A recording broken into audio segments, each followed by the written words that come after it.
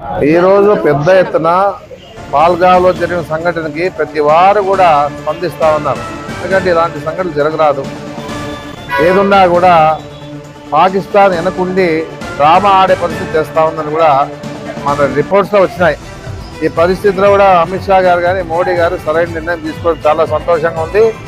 ఈ విధంగా టూరిస్టులు చంపడం ఏమి దమ్ము ధైర్యం ఉంటే ఎదుర్కోవాలి, కానీ ఇలాంటి టూరిస్టులు పోయిన వాళ్ళు వాళ్ళేం ఆయుధాలు ఉంటాయా వాళ్ళ చేతుల్లో? ఏమన్నా ఏదో వాళ్ళు సరదాగా ఫ్యామిలీతో పోయి ఉంటే ఈ విధంగా ఈరోజు చంపితే వాళ్ళ మనుషులే కాదని చెప్పేసి అర్థమవుతా ఉందని చెప్పేసి కూడా చెప్పడం లేదు. ఇంత తీవ్రంగా ఈరోజు అలాంటి వాళ్ళు చంపేది కాదు గొప్పతనం. దమ్ము ధైర్యం ఉంటే ఇండియాని ఎదుర్కోమను. ఆ సత్తా మీకుందంటే రాండి చూద్దాం.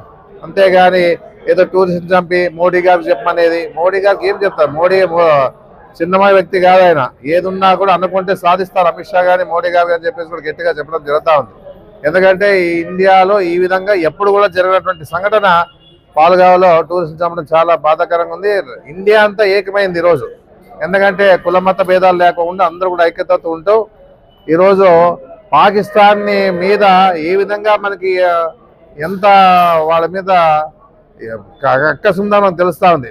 ఇలాంటి వాడిని వదలరాదు. ఎవరైతే టూరిస్ట్ని చంపినారో ఏరి నడి ఓటున కాల్చి చంపాలని చెప్పేసి కూడా మేము డిమాండ్ చేస్తూ ఉన్నాం. అలాంటి పరిస్థితి వస్తుంది. ఆల్రెడీ కూడా పోయినాడు. ఇంకా మిగతా వాళ్ళు ఎవరైనా ఉన్నా వాళ్ళందరూ కూడా ఏరి ఏ విధంగా మా వాళ్ళని చంపినారో ఆ విధంగా అంతకంటే హీనంగా వాళ్ళు చావు రావాలని చెప్పేసి కూడా మేము కోరుతా ఉన్నాం. ఏ దమ్ముధైర్యం లేదా మీకు? దొంగచాటును వచ్చేసి టూరిస్ట్ చంపడం మొగతనం అనుకుంటున్నారా? ఏదన్నా ఈరోజు ఈ విషయంలో ప్రతి వారు కూడా ఖండిస్తూ ఉన్నారు, ప్రతి వారు కూడా సపోర్ట్ చేస్తూ ఉన్నారు. ఏదన్నా కూడా ఈ రోజు ఉండే పరిస్థితుల్లో మన ఇండియా అంతా కూడా ఇండియాలో ఉన్నటువంటి అన్ని మతాల వారు కూడా ఏకమైనారు. ఏదున్నా కూడా మన ఇండియాకి ఏమి మనం పీక్కోలేరు వాళ్ళు. మన ఇండియాని కూడా ఏ పాకిస్తాన్ వాళ్ళు పీకే పరిస్థితి లేదు. ఏదున్నా ఆ ధైర్యం లేదు వాళ్ళకి. ఏదున్నా మన సత్తా మనకు ఉంది. ఏదున్నా ఎన్ని దేశాలు ఏకమైనా కూడా మన దేశాన్ని పీకలేదని చెప్పేసి కూడా గట్టిగా చెప్పడం జరుగుతూ ఉంది.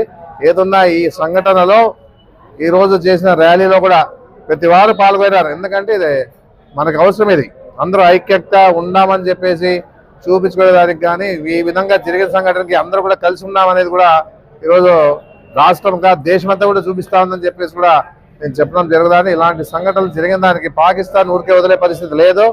ఏదన్నా ఆ విషయము పాకిస్తాన్ తెల్లాల. మనం ఇచ్చిన ఏదైతే మోడీ గారు అన్నారో, అమిత్ షా గారు డిసిషన్ తీసుకున్నారో దాన్ని ఎట్టి పరిస్థితుల్లో వదిలే పరిస్థితి రాకుండా ఈరోజు చేయాలని చెప్పేసి కూడా మేమంతా కూడా వాళ్ళకి సపోర్ట్గా. ఎందుకంటే మనం కూడా ఎంత ఉందంటే మనకు కూడా ఆయుధాన్ని ఇస్తే కూడా మనం కూడా పోరాటం చేసేదానికి రెడీ ఉండాలని మన ఇండియా